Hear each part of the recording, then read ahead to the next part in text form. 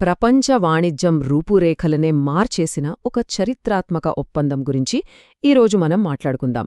జనవరి 2026లో కుదిరిన ఇండియా-EU free trade agreement ఆధునిక చరిత్రలోనే అతిపెద్ద ఆర్థిక మార్పులకు ఇది ఎలా దారితీసిందో చూద్దాం. ఎందుకంటే ఇది కేవలం ఒక ఒప్పందం కాదు, ఇదొక కొత్త ప్రపంచక్రమానికి నాంది పలికింది. మేము అన్ని ఒప్పందాలకన్నా గొప్ప ఒప్పందాన్ని ముగించాము. ఈ మాటలన్నది ఎవరో కాదు, European commission president Ursula van der లెయన్. ఆలోచించండి, ఎంత బరువైన మాటలివి! ఈ ఒక్క మాట చాలు ఈ ఒప్పందం ఎంత పెద్దదో, దాని ప్రాముఖ్యత ఏంటో చెప్పడానికి. ఇది నిజంగా వాణిజ్య ప్రపంచంలో ఒక కొత్త శకానికి నాంది పలికిన ఘట్టం. 25%, ఈ ఒక్క నంబర్ చాలు ఈ డీల్ ఎంత పెద్దదో చెప్పడానికి. ప్రపంచ జీడీపీలో దాదాపు 25% వాటా ఉన్న రెండు అతిపెద్ద మార్కెట్లను ఇది ఒక్కటిగా కలిపింది. అంటే సింపుల్గా చెప్పాలంటే ప్రపంచ ఆర్థిక వ్యవస్థలో 4వ వంతు ఇప్పుడు ఇండియా, యూరప్ మధ్య ఒకే వాణిజ్య గొడుగు కింద పనిచేయబోతోంది. అయితే ఈ డీల్ రాత్రిక్రాత్రే జరగలేదండి. దీని వెనుక ఏకంగా 19 ఏళ్ల సుదీర్ఘ ప్రయాణముంది. 2007లో మొదలయ్యాయి చర్చలు. కానీ కొన్ని క్లిష్టమైన సమస్యల వల్ల 2013లో మధ్యలోనే ఆగిపోయాయి. మళ్లీ ఎన్నో ఏళ్లకు 2022లో చర్చలు మొదలుపెట్టి చివరికి పట్టు వదలకుండా 2026లో ఈ చారిత్రాత్మక ఒప్పందాన్ని పూర్తి చేశారు. సరే, ఎంత కష్టపడి ఈ ఒప్పందం చేసుకోవాల్సిన అవసరమేమొచ్చింది?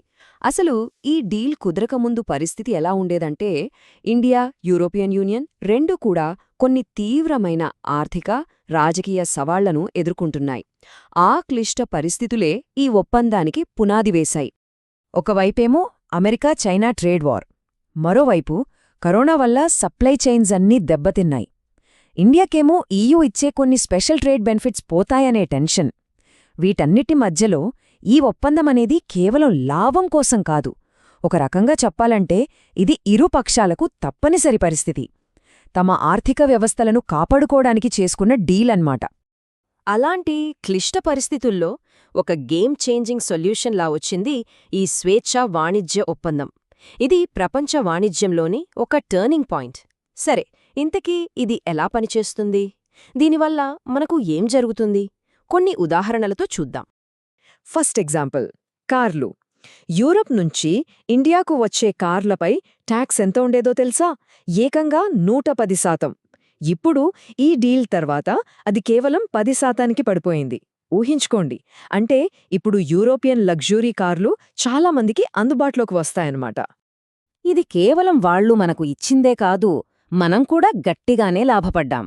ముఖ్యంగా మన టెక్స్టైల్ ఇండస్ట్రీకి ఇది బూస్ట్ లాంటిది. యూరప్కు మన బట్టలు ఎగుమతి చేస్తే 12% వరకు ట్యాక్స్ కట్టాల్సి వచ్చేది. ఇప్పుడది 0. అంటే బంగ్లాదేశ్, వియత్నాం లాంటి దేశాలతో మనం ఇప్పుడు మార్కెట్లో డైరెక్ట్గా పోటీ పడొచ్చు. ఇంకో ఎగ్జాంపుల్ చూద్దాం, వైన్. యూరప్ నుంచి వచ్చే వైన్పై ట్యాక్స్ 150% ఉండేది, 100%. అదిప్పుడు 20-40%కి తగ్గింది. సో పాపులర్ యూరోపియన్ ప్రోడక్ట్స్ మనకు ఇంకా ఈజీగా దొరుకుతాయన్నమాట. ఈ ట్యాక్స్ తగ్గింపుల వల్ల యూరోపియన్ కంపెనీలకు ఎంత లాభమో తెలుసా?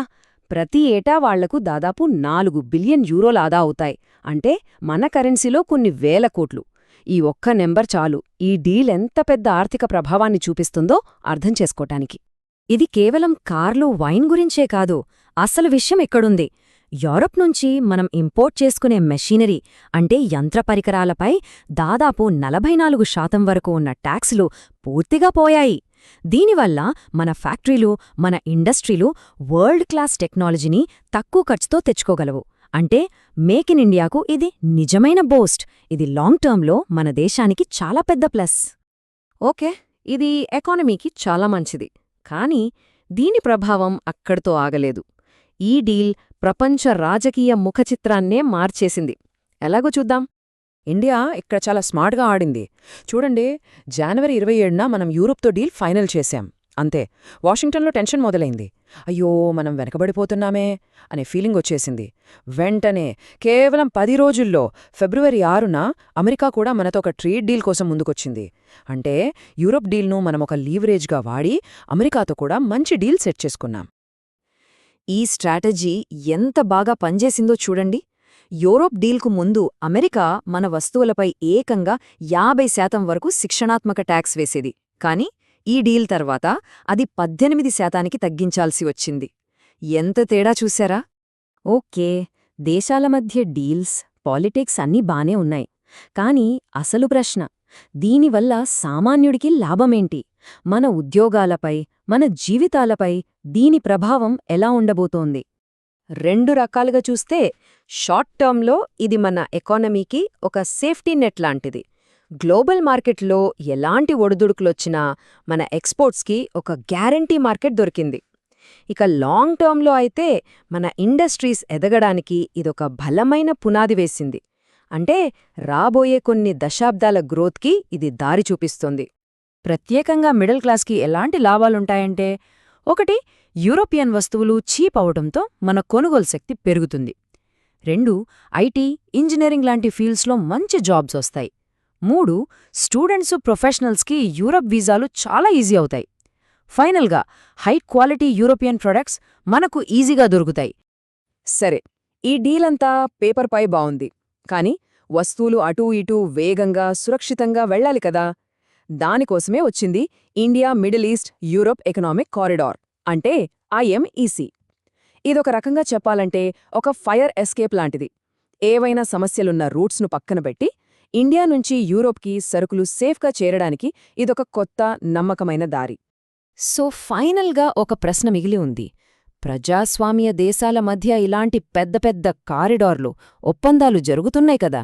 బహుశా గ్లోబల్ ట్రేడ్ భవిష్యత్తు ఇలానే ఉండబోతుందా? ఈ ఇండియా యూరోప్ డీల్ కేవలం ఒక వాణిజ్య ఒప్పందం మాత్రమేనా, లేక ప్రపంచ భవిష్యత్తును నిర్దేశించే ఒక కొత్త మోడలా? దీని గురించి ఆలోచించాలి.